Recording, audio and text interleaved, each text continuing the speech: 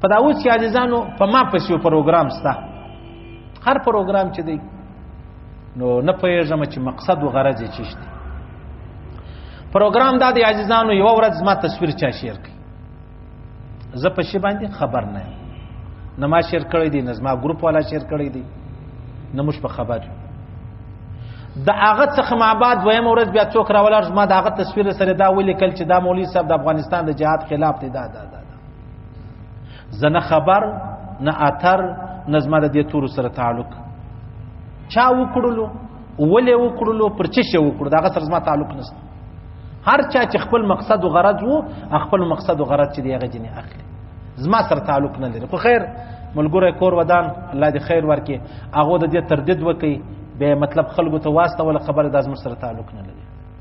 بل ورځ بیا بیان جوړ شو، زموږ د پیج سندي شیر سوی، نو بیان چې جوړ سلو هغه زما د نیمه غنټه بیان دی، مثلا هغه بیان کې 15 منټه 8 منټه بیان هغه ځای راخستې چې د کوم ځای سره د دې مقصد او غرض پر کې دی.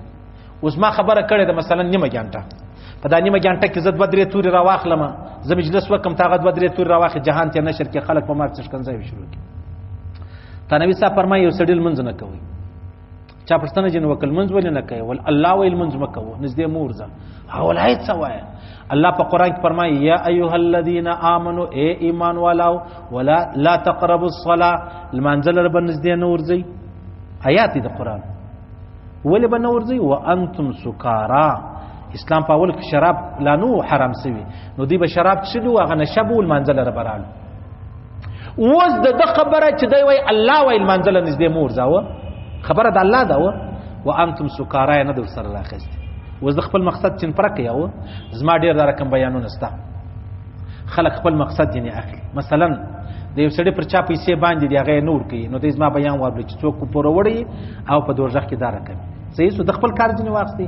بیا بل بیان ستا چې زوام یار که څوک پوره وړي ورپې نه درلودې بد الله په خاطر مهلت ورکه، هغه بیا زما بیان لراوړ د توي یار مولوی صاحب دا بیان کړی ماته څه مهلت راکړه. زما د یو بیان سره هغه سړی چې پر چا پیسې باندې وي هغه څه کار واغستي، د بل بیان سره هغه سړی کار واغست پوره وړي دا بل لري راوړي. یو نو خپل غرضونه دي، دا رقم زما د بیان سره خلک خپل غرضونه چې دي هغه اخلي. غرض یا د دشمنی په حواله یا د سازش په حواله یا د خپل پروګرام، هر پروګرام چې اوس ګوره ولا تقربوا الصلاه، الله فرمایي منزل منځ دې کېږي، خو د سکارات تورې جن استلې دي. دلته را ولاړ سو چې مولوی صاحب وایي ته جهاد چې دی هغه جهاد نه دی، مولوی صاحب وایي دا رقم جهاد چې دی هغه مکوي. زما د مخ خبره ټول جن وې استلې. دا اوس تیر جمعه مولانا منظور منګل صاحب بیان کړی، یو 50 منټه بیان یې کړی. په دا یو 50 منټه بیان کې خلک را ولاړ سو 4 منټه بیان جن را استلې دي. دا بیان د لپاره د سر درد جوړ شو، دونه پریشان دي چې دا اوس ما 50 منټه خبرې کړې دي، مخ خدا او دا سره راواخله خبرې الته سره برابرېږي. او درې ولار شو هغه خبرې راواخله چې هغه کې د تاوان دي، د نقصان دي، د دشمنان ډیر سلو، د مرګ خطر ده. د زما بیان هم دا رقم راوخسته صحیح سلو.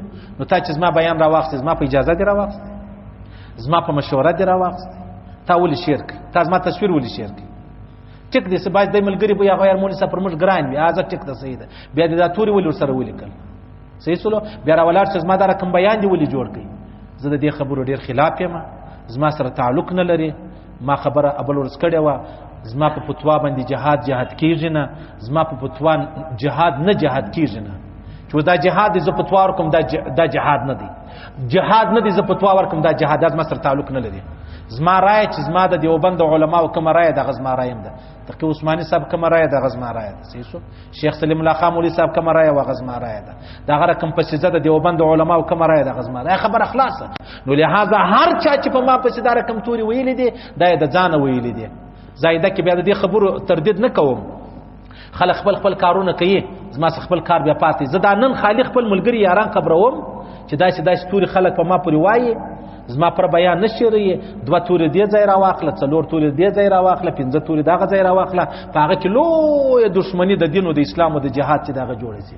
زه پناه غواړم د دې تورو صحیح سلو، زه پناه غواړم او دا توري بالکل زه تعلق نور سره لرم، زه غرض نور سره لرم. زموږ خپل 2 پیج استا، یو په انګریزي کې زمانم لیکلې دي، بل په اردو کې زمانم لیکلې دي.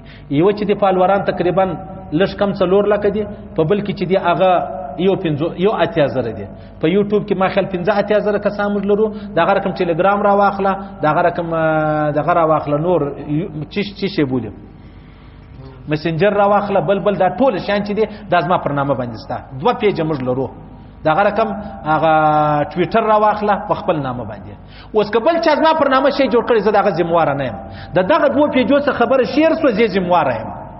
زما ستې پښتنه کولای شي او کله نور څه شیر سو زه دغه ذمہوار نه یم. لکه منګل صاحب چې په ځان اخته کړی دی دغه رقم په ما پسیم دغه رقم خبر روان دي. د دې خبرو زه سخت غندنه کوم، تر دې کوم زما یاران دي ملایان طالبان دي غزما سره ډیر پریشان و. مولوی صاحب دې غلطه خبره کړې ده، ولې د جهاد مبارک دا رقم وویل. نو زه څورته چې زما پر بیان وره ارڅړل پر بیان ورځي نو ورځي نو لہذا د علماو په مشوره زما خپل ملګری چې په هغه کې د پاکستان هم غټ ملایان دي، په هغه کې د افغانستان هم غټ ملایان دي، په هغه کې زموږ د جهاد هم غټ ملایان دي. ما ته دا مشوره راکړه چې دا څو خبرې وکړه بس دغه بعد خبره پر دغه ځای پرېږده په ټول ژوند چې یاد نه کړي. او یو خبره بل دام درته کوم، خلک ماته مولوی صاحب پر فیسبوک ډیر خلک لري او مو ډیر خلک لرم الحمدلله.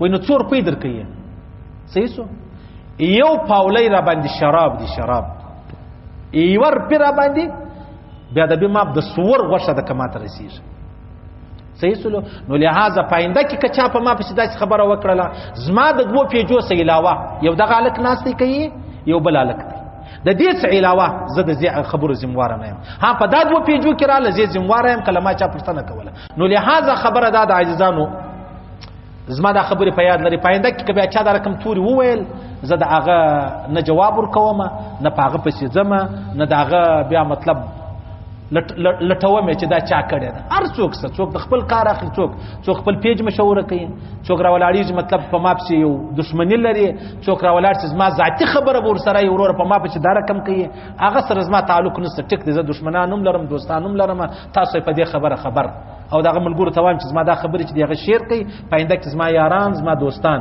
ټیک ده صحیح ده د خیر دا خبر پر دغه ځای پاتې سوله.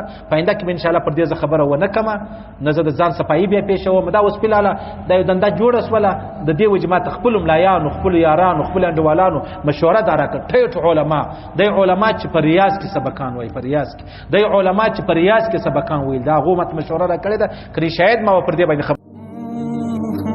که غواړئ ځان د مهمو اسلامي معلوماتو څخه خبر کړئ د الحاج مولوي نورالدین آغا په نوم فیسبوک پاڼه خوښه او له نورو سره یې شریکه کړئ.